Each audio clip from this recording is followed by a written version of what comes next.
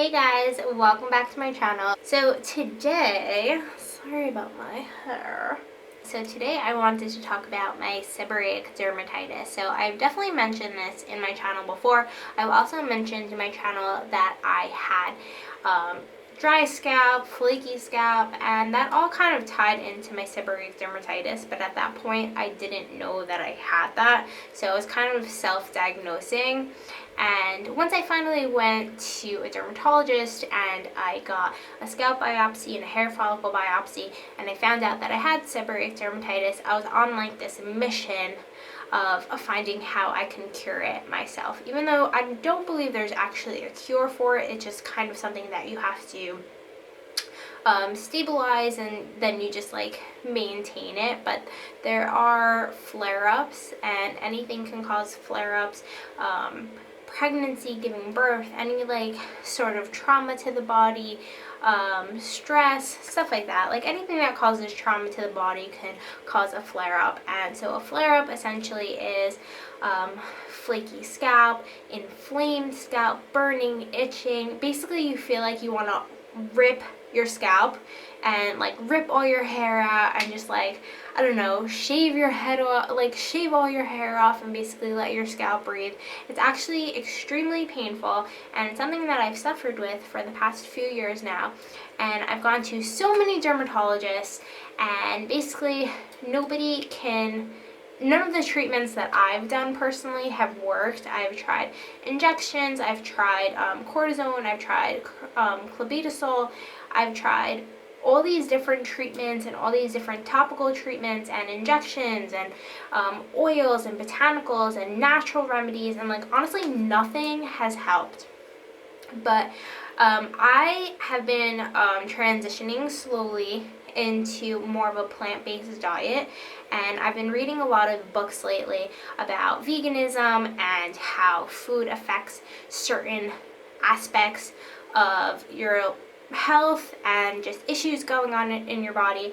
And I was reading one of Dr. McDougall's books, and there was a chart in there, and it was basically talking about how different animal products that you eat contribute to certain like skin conditions that somebody could have. So I was reading that dairy actually affects and promotes inflammation in the body.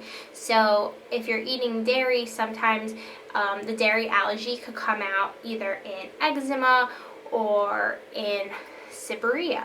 So I actually learned about this from my pediatrician, from my son's pediatrician, because my son has a dairy allergy, and when I was breastfeeding him, he would break out in these terrible like eczema patches and nothing would help. He gave me prescription creams, and I was using over-the-counter stuff and nothing was helping. So finally, when my pediatrician realized that it was something in my milk that was bothering my son that he was obviously allergic to, I stopped breastfeeding him.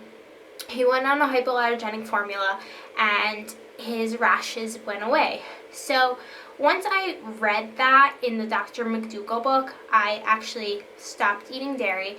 I'm actually, I think, 4 months now where I haven't had dairy, and not even like, I don't think I've even had it accidentally. Like, I've been very cautious about the food that I put into my body. So especially when it comes to dairy and meat, I'm a little I've had a hard time with fish, but dairy and meat I've completely cut out of my diet. And I've noticed in the 4 months that I've been completely dairy free, my seborrhea on my scalp has like disappeared, and it's so much more comfortable, and it doesn't feel tender to the touch, and it doesn't feel hot, and it doesn't burn, and I don't have these like yellow flakes that I have to be like wary of if they're like coming out or people could see them or whatever. So that's something that's really helped me. But if you do suffer from seborrheic dermatitis and you're going to try cutting out dairy, don't cut it out for 3 days, see it's not working, and then stop. Because it actually takes about 2 to 3 weeks for your body to rid of all the dairy that's in its body. And then only after the 2 to 3 weeks would you maybe start seeing a difference. But it really takes time. It really takes time to clean your body and heal your body. And if you've been eating dairy for such a long time, it definitely takes your body a little bit of time to adjust. But that's something that's really helped me, and cutting out dairy from my body has actually helped with a lot of inflammation that I had in my body. For example, I'm not sure so much if this is related because I haven't really read anything about it, but I used to have really bad carpal tunnel, and I used to be in school for stenography, court reporting, and I was almost done with school, and I started getting really bad wrist pain, and I went to the doctor and I had some nerve testing done. It actually turned out that I had really bad carpal tunnel, and I had to quit court stenography, which was really upsetting because I was almost done. But honestly, since I'm always on the computer with YouTube and social media, and I don't know, I'm just always on my phone, I feel like my wrists would hurt all the time, and it was because of the carpal tunnel.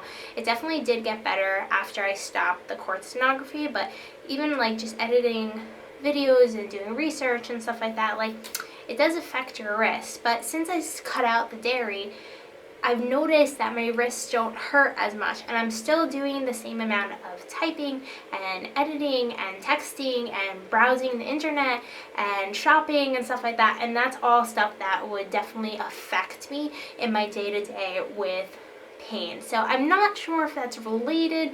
I definitely know that the seborrheic dermatitis is related to me cutting out dairy, because I cut out dairy and then noticed a difference. So definitely know that's related. I'm not so sure about the carpal tunnel because I haven't really read anything about it, but just something that's in my personal experience and that has worked for me. Let me know if you guys have cut out dairy and how it has affected your life in a positive and a negative. I would love to hear your story. And if you guys have seborrheic dermatitis, how have you been dealing with it? It really is something that is embarrassing, and I feel like it affects you on a day-to-day, because I don't know, it's just so painful, and like you feel it. And anytime my hair is like too tight in a pony or in a bun, or like I go too long without washing it, like I don't know, it just affected my life so much. It affected my day-to-day. So cutting out dairy and seeing that it has worked for me, and I feel like I'm not a slave to this pain anymore, I don't know, I love it, and it's just amazing. So I hope this video has helped anyone out there suffering from seborrheic dermatitis. Try it out, see if it helps, let me know. And yeah, I'm always experimenting, trying to make myself better. So I'll document it on YouTube, and I'll let you guys know how everything's working for me. So let me know your experiences, and I'll see you guys in my next video. Bye!